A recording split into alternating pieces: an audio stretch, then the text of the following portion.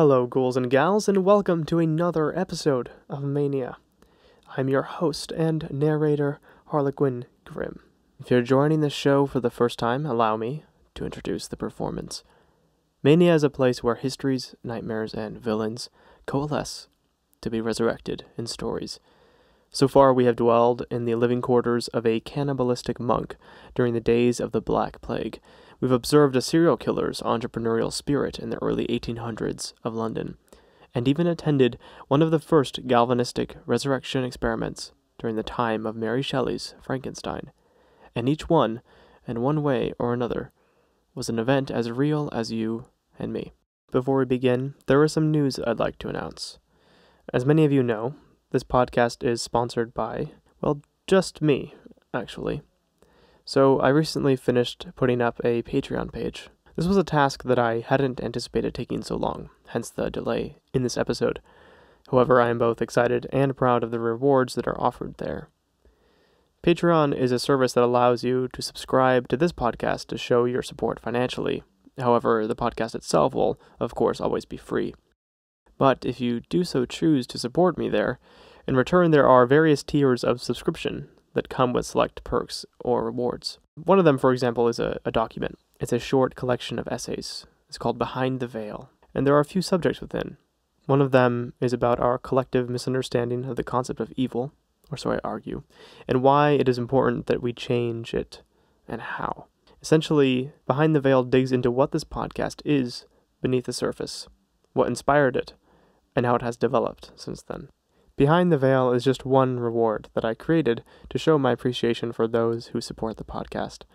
However, those who share the podcast, like the stories, comment, interact with them, those people are doing a tremendous job in helping it reach more and more people.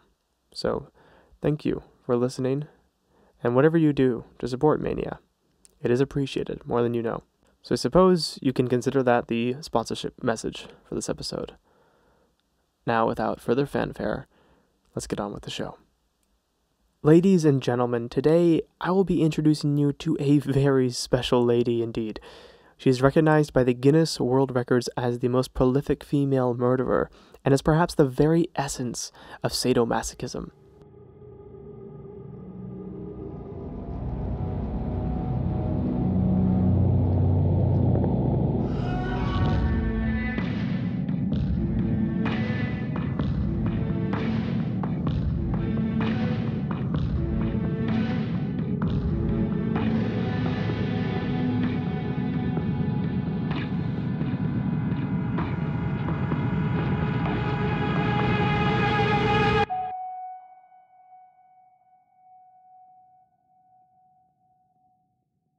The year is 1567 in eastern Hungary, and the town Nyetsted. A young girl of noble birth, no older than the age of 7, was looking out from the window of her castle chamber. The Edsted castle on the family estate dominated the landscape, nestled between two mountain ranges. Shouts from the courtyard traveled far enough to reach her. One of the voices she recognized as her father's. He was often away, traveling for royal business or simply busied by piles of legal documents in his study. And despite the fury in her father's shouts, the girl was eager to see him. Even children born of other noble parents, normally suited to play with others in their same class, would not be invited to play with the isolated child. This was, in part, because she had a form of epilepsy, and she was prone, during moments of excitement, to fall into shocking, violent seizures. But on this winter afternoon, the outside looked deceptively warm. There were few clouds in the sky, and the sun burned with a bright, unhindered flame. The child left her bedroom, a meticulously knitted doll pressed against her chest. In the estate's courtyard, the winds embraced her with cold hands, wrapping up her body. Though the child wanted to retreat into the warmth of the castle, what she saw compelled her closer. Her father and some of his officers had just exited their carriage. A group of servants belonging to the estate's peasantry were clustered together, cowering into one another as their employers, or perhaps cruel masters, beat them. The young girl didn't raise a cry in their defense, nor did anybody else looking on at the spectacle. All of them, and especially her, had seen this kind of behavior before, and they knew better than to protest. So it wasn't long before one of the servants, stopped getting back up to his feet after being knocked down. The child watched. When her father turned around to greet his daughter, he splayed his arms out on either side with a cry of excitement. And then she rushed into those arms, was caught by his hands and twirled into the air. All the while, the blood pooling on her father's split knuckles began to drip on the courtyard cobblestone, and the young girl's doll had fallen from her hands. It fell limp beside the other body, similarly mangled, motionless, and with glassy eyes. This was the childhood of Elizabeth Báthory.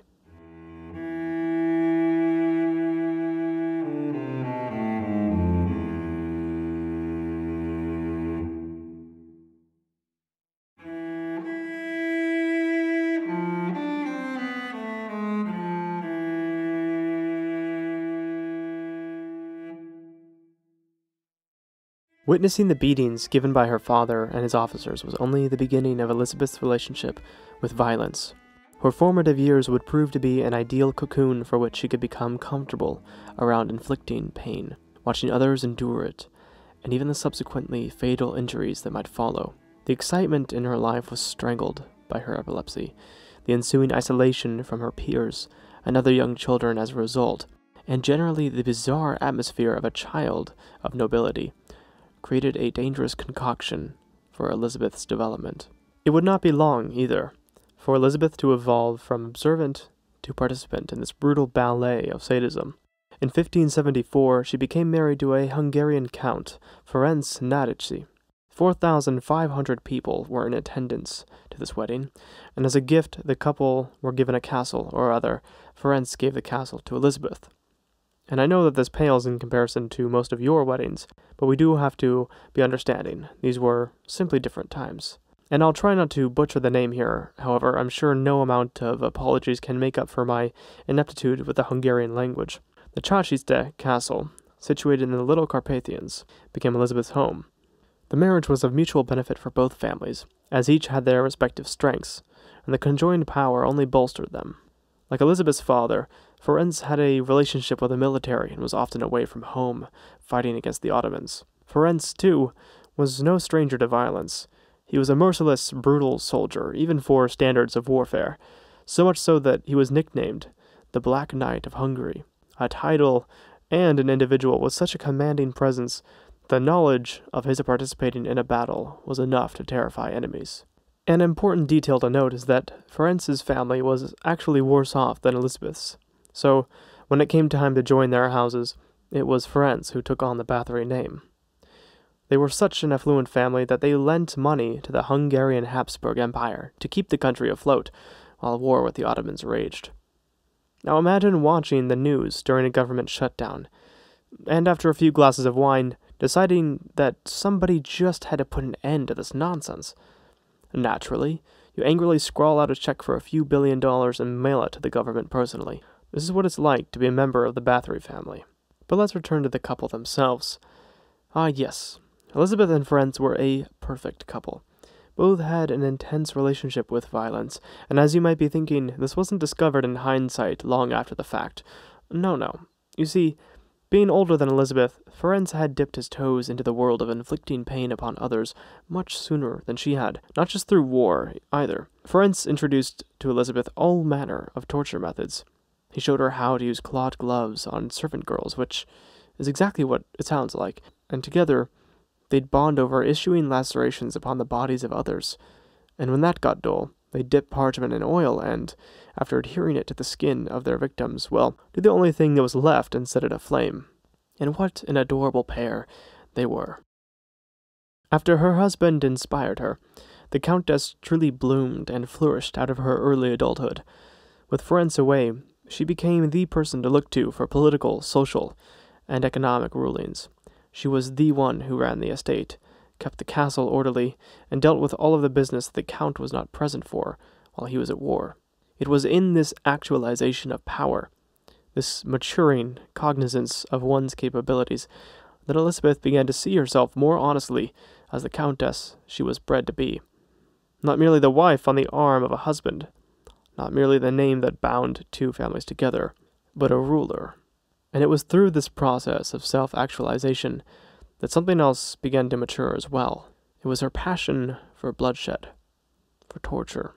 And it was in 1601 that Elizabeth invited several different priests within the same week to perform funeral rites for girls who died of cholera. The girls were nobodies, servants, peasants, just pairs of working hands. However, the number of victims only swelled as the month wore on, and one day, after a priest had finished the rites for yet another victim, he summoned up the courage to speak to the Countess himself, as it was clear that these girls were not dying of cholera. Even though there were hundreds of servants, attendants, and other family members in the castle, as the priest addressed Countess Báthory, beneath the high ceilings, the wide walls, he became acutely aware just how alone with this woman he was. And what he said next was taken directly from historical records. He said to her, "Your Grace should not have acted so because it offends the Lord, and we will be punished if we do not complain to you and criticize your Grace. And in order to confirm that my words are true, we need only exhume the bodies, and you will find that the marks identify the way in which death truly occurred." Elizabeth's expression twitched with a silent fury. Then she was still. After exhaling a long sigh, the Countess grinned at the priest, saying nothing. She stared for a long while like this, her eyes, what seemed to him entirely black, glassy, and unfeeling in the shadows, fell on the rosary. The beads continued to jump ever so slightly from the trembling. They were alone in a spiraling staircase. The Countess placed the priest's hand in her own, squeezing it, gently at first, then tighter. Then her nails began digging into his skin uncomfortably, subtle, abrasive movements. As he resisted the urge to apologize, her grip hardened, her eyelashes fluttered, and the skin of his hands broke in several places where the nails punctured through. The priest managed to withdraw his hand from hers, unable to speak nor address the situation. "What marks?" the Countess asked. She tilted her head with furrowed brows. When the priest began walking away, the Countess repeated the question. Her voice pursued him, long after he exited the staircase. Then it persisted and echoed, even after he left the castle grounds entirely. "What marks?" the Countess asked innocently.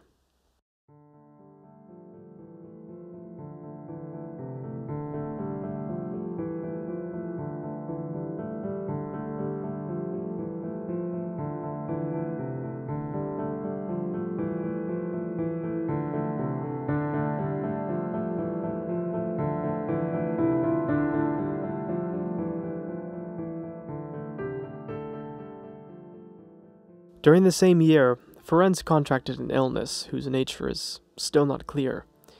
What we know is that it involved the paralysis of his legs and the steady decline of normal bodily functions.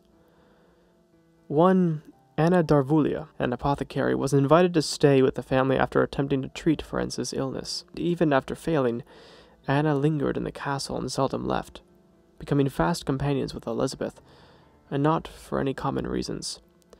It is speculated that Anna acted as a catalyst for Elizabeth's propensity for torturing the servant girls. Rumors were spreading with haste about the Countess's treatment of her servants. The number of inexplicable, untimely deaths continued to rise, and it didn't help that Anna, the new presence in the castle, was suspected of witchcraft as well. But no matter what evidence or suspicions there were, the power of the Báthory family made questioning or confrontation entirely out of the question. For 3 years, Elizabeth continued undeterred. Muffled screams haunted the walls and ceilings of the castle. They would crawl out from some of the lowest dungeons.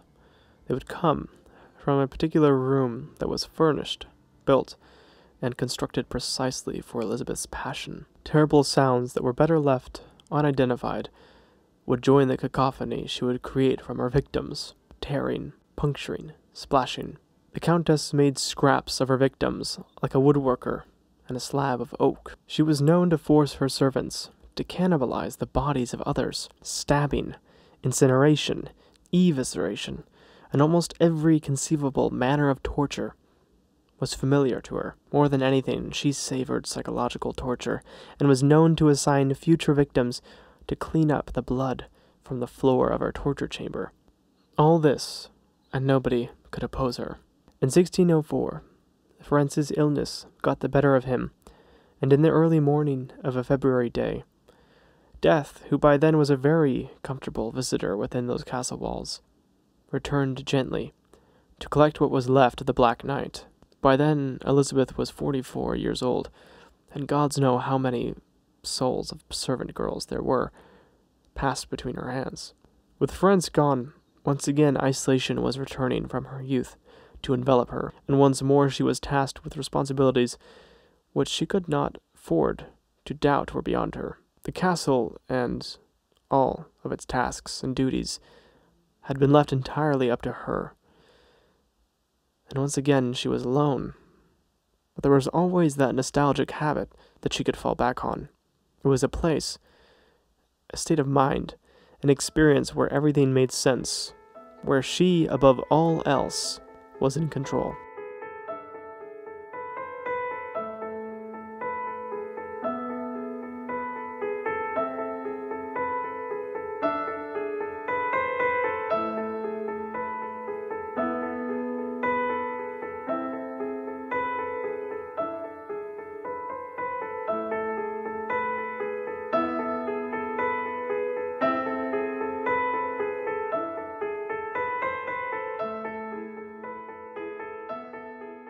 Being obliged to take the reins of an empire has a way of inducing stress, and as it mounted, she fell back upon her bloody habits more and more.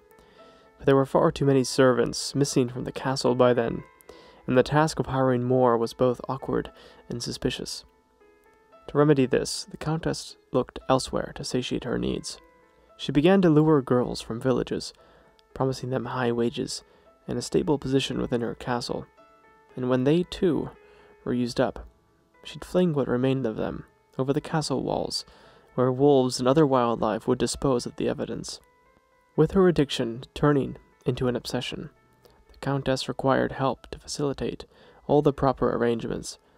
Bodies had to be disposed of, rumors needed to be suppressed, and evidence stowed away. Even if she was an untouchable figure, the Countess worried, like most murderers, for the full details of her weakness being discovered. There were several accomplices to her crimes. There was Ilana Jo, a nurse who looked after children, Dorka, a friend of Elizabeth's, and Catelyn, a member of her staff, a washerwoman. Lastly was Fitzko, a disfigured adolescent. All of them took part in the activities one way or another, what very well may have been their reward for however they assisted in Elizabeth cleaning up, or indeed making, her mess. By 1609, the rumors had spread far beyond the castle grounds into the villages nearby, so much so that during Elizabeth's final attempts to lure girls from said villages, families would bargain, selling their daughters for a lump sum to the Countess, knowing full well what kind of fate they were consigning them to. It was at this time that Fitzko, who was in charge specifically of disposing of the bodies, began to struggle to find adequate space to bury them, and the cemetery grounds needed expanding in the castle courtyards. Elizabeth's appetite for murder was growing insatiable. There were so many shallow graves stowed about the castle that hungry dogs would frequently dig up corpses. It was around this time that Anna Darvulia, the supposed witch who once seemed to herald the death of Elizabeth's husband, died herself. As with her husband's death, Anna's represented something to Elizabeth. Perhaps it was the passing away of somebody significant. Perhaps it was that sense of loneliness brushing up against her, that sensation which sent her crawling back to the only comfort she ever could rely on. It was at this age that Elizabeth's art, love, and obsession became all-consuming. Previously, she had the ability to separate her duties as Countess from her twisted avidity for torture. However, now that her family had fallen into debt for the sake of the war, responsibilities and passions became entangled. The Countess opened up a gynoecium, a finishing school for young noble women. Elizabeth advertised an educational course, one that would round out the lives of noble women who were beginning a life of great responsibility. Of course, the Countess had no interest in the education of young, promising souls. This gynoecium's purpose was twofold. Firstly, the tremendous fees for this course would patch up some of her family's debt. And secondly, Elizabeth was losing power. Her husband had died, and the family's coffers were shrinking by the year. With less power meant less intimidation, and at this time she could not afford any more suspicion for her favorite hobby. It is here that the madness crescendos into this glaring oversight. While hoping to look elsewhere for victims, Elizabeth simultaneously made a rational choice in seeking them somewhere unexpected, and in the very same instant made the egregious assumption that if the daughters of royal families ended up going missing, nobody would bat an eye, raise any question, or have any problem with finding that their princess or princesses had been brutally tortured to death. Of course, Elizabeth had grown accustomed to treating human life as expendable pieces of lifeless flesh. Her luxury with the lives of peasants, I suppose, instilled in her some bad habits. After numerous girls of nobility had gone missing, just as servants had throughout the decades, something more than mere rumors were raised. There was an outcry. Pleas for help. Parents appealed to the King of Hungary, Matthias II, and shortly afterward, an investigation was underway, the responsibility of which was put into the hands of Georgi Thurzo, Count Palatine of Hungary. Thurzo was an associate of the Black Knights, and more than that, a close friend. When Ferenc was passing, it was Thurzo who, by his deathbed, made a promise to look after Elizabeth. But Thurzo's loyalty to the king would prove to be greater than the bond he shared with Ferenc. With the investigation underway, Thurzo would become familiar with the reality of the Countess's castle. Stories so gruesome, they struggled in his mind to expand into reality. However, the consistency of the stories which Thurzo heard, the testimony from other servants, even the scars of those who endured torture but were not killed, mounted. Thurzo observed the rapidly expanded cemetery in the castle's courtyard, and even himself began to feel unsettled in the halls of the castle. On December 1610, Elizabeth was convinced, or perhaps threatened, to invite Thurzo and the king to dine at her castle. When it came time for dessert to be served, a cake was brought out, one baked especially for her guests. There was tension, an instinct. It tightened the air and choked the conversation. When Thurzo refused to eat the dessert and advised the king not to as well, the countess became stony. There seemed, to the investigator, a look of indignance in her eyes, defeat, frustration, and distantly, behind the cold cordiality and bitterness behind her curt responses, a kind of sorrow, as if she knew that all this fun of hers was soon coming to an end, for Thurzo believed, by now, that he had all the evidence he needed.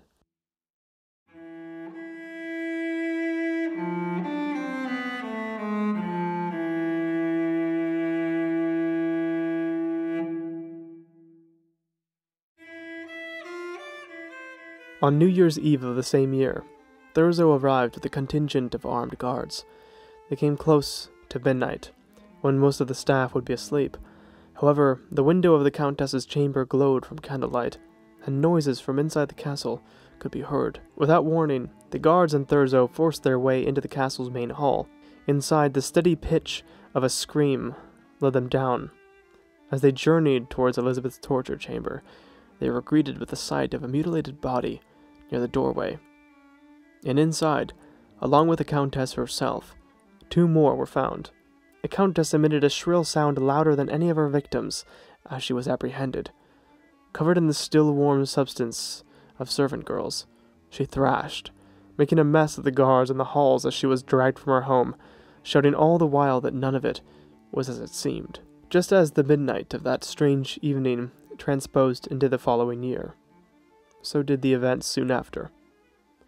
A trial was quickly arranged and had in early January, during which Elizabeth was so desperate as to shift the blame that she named each of her accomplices and blamed all of the murders on them. Cadavers were brought in, and the survivors that Thurzo had spoke to earlier in his investigations had their testimonies recorded. Largely, it is thanks to them that we have this story at all. The accomplices were each given their own forms of justice. Not all of them, it seemed, were equally guilty for their participation.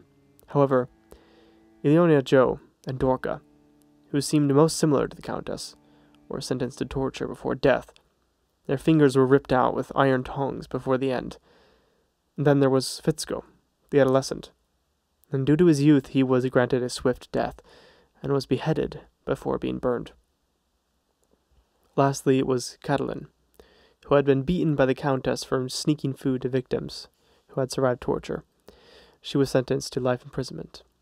306 people testified against Elizabeth, even her accomplices, and not a soul, living nor dead, raised a voice on her behalf, because the death toll, by the end, was nearly 650.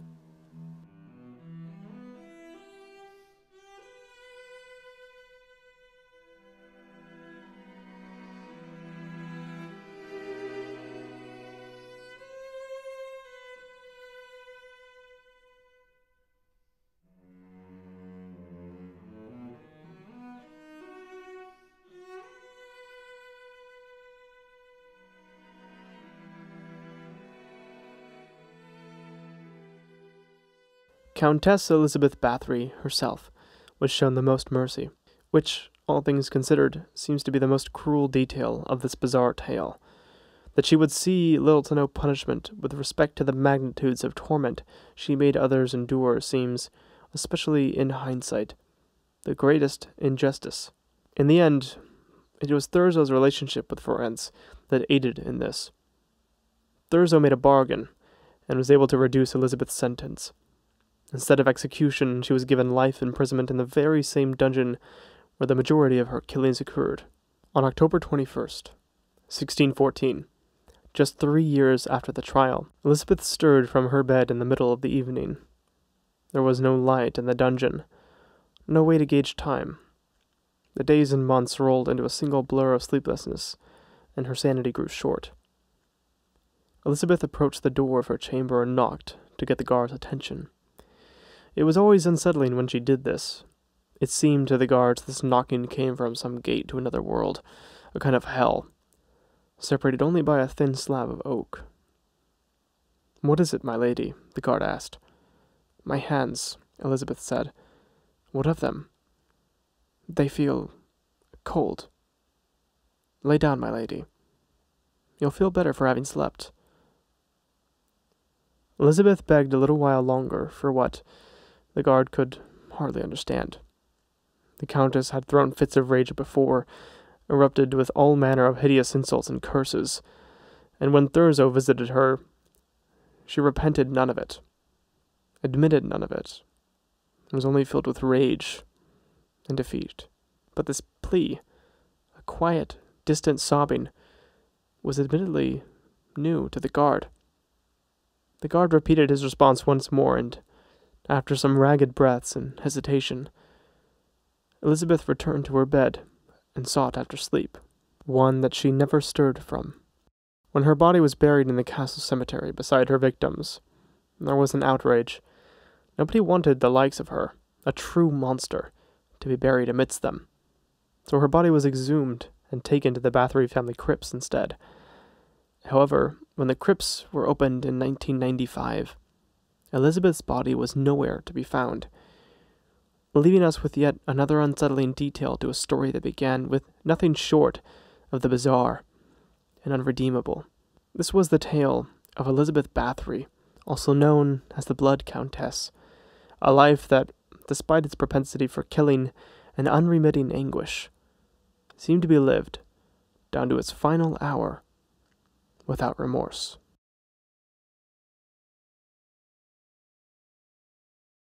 When researching this story, there were many options presented to me. One of them was the obvious route, the supernatural. There were many rumors about the Countess and how, perhaps with all of the killing, she bathed in the blood of her victims, or drank the blood and tried to retain her youth. And perhaps she did try to retain her youth. Superstitious thinking back then was not uncommon in the slightest. However, it just seemed so dull and obvious to paint her in this way. I thought it was much more interesting that if there was somebody who truly did kill nearly 700 people with her own hands, or was it at least in the same room, that it really was just a fascination, that it really was just her curiosity and passion. To me, that is far more interesting than simply saying, well, she believed she'd become younger, she used it for magic, was driven mad from fascinations with immortality. Somehow, the idea of the most spectacular serial killer just doing it because she was obsessed with it seems more shocking and more surprising than anything supernatural. There is, however, another worldly explanation for this. Some people have hypothesized that none of this really happened, that the Countess was framed. It wasn't uncommon back then that when one's husband died, the lands, titles, and wealth that was owned to the widow remained, that somebody would come along and try to take advantage of that. Some people speculated that Thurzo had cut a deal and was working on behalf of somebody else and trying to gain the lands both for himself and for the empire. This is all very possible. However, because of where the rumors began to spread and the accusations came from, what started largely with local individuals and priests in general, I find it hard to believe that this was all fabricated. Furthermore, the fact that Elizabeth's body was never found is also concerning. I'm not sure why, but that detail just leads me to think that there was some kind of fear of her, perhaps, or maybe somebody hated her so much that the body was stolen and burned. I have no idea. However, the theories about the conspiracy really don't hold up very well at all. Again, it seems far more likely to me and fascinating that this is simply a glaring example from history of what happens when somebody with too much power is allowed to indulge a particularly sadistic side of them. To me, there is one glaring subject that needs to be talked about, and that is the existence of Elizabeth Báthory herself, somebody who was raised and who was surrounded by sadistic killings from the start. It was all that she knew. It was how she interpreted her world, and how she expressed her feelings to it as well. And as horrible as it is, I find it would be harder to believe that somebody could grow up the way she did and not act the way she did as a consequence. Not that the magnitudes or numbers of her killings are obvious, but that she would kill, that she would hurt, and that she would express and abuse her power. That to me seems very obvious, and I'm not sure either how to reconcile that. For me, it isn't so easy as pointing a finger and calling somebody evil. But by all means, if a murder spree is going into the tens, the dozens, or even just a handful, if somebody needs to be put down because they show no sign of altering their pattern of behavior, then they need to be put down. However, with Elizabeth, can we call somebody like that evil? Is it really their fault that they grew up to be this way? Perhaps they do represent evil. Perhaps that is what evil is. Merely the consequence of somebody's growing up to be a certain way. However, if we go back to that first moment, when Elizabeth was running out of her castle and she saw her father beating servants, and already by the age of 7, there were memories like this that had built up a pattern in her head. Is it really her fault for growing up around that, for being used to it, for it being the air she breathed?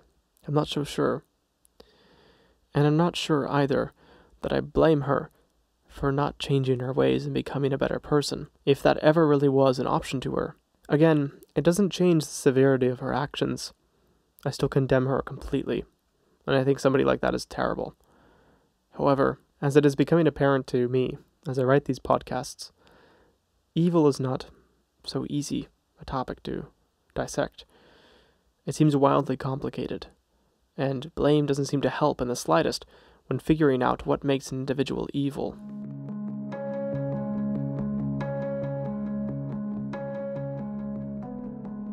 Now we can get into what was real and what was fictitious. With this particular tale, it had so many stories and examples that there was very little need to insert fiction, rather to embellish.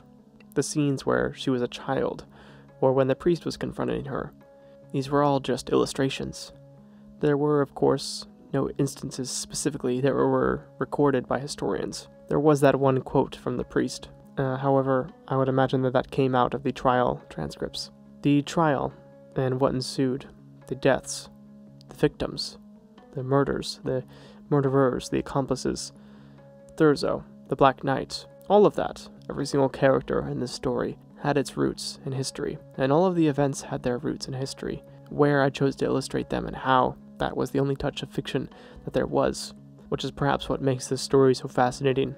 In all likelihood, there was somebody who had nearly 700 lives passed through her hands. It is, for lack of a better word, startling to think about. And with that very brief epilogue, we have reached the end of this episode of Mania. If you've been enjoying the show, there are a number of ways that you can support it. You can comment and rate on iTunes. You can blast it on Facebook. You can blast it on Twitter. You can blast it on Instagram. You can blast it everywhere. Or you can support it directly, financially, awkwardly, through Patreon. And there are all kinds of goodies and rewards, and there's just so much there. So please peruse, browse, and thank you very much for listening. Oh, and how could I forget the sound technicians who make this show what it is? First off, we have Curious Fire, who does the introduction. He offers music lessons, drum lessons. He's on Instagram. Please follow him. Send him a message. Little kissy emojis. And then we have Windswept, who does the folk and fantasy music that you might hear throughout. A very talented musician and just all-around fantastic person. Follow him and listen to his fantasy music for some nice, relaxing reading tunes or meditation, whatever you are into. They're both wonderful. And once more, a final thank you for listening, and I cannot wait for you to join me next time.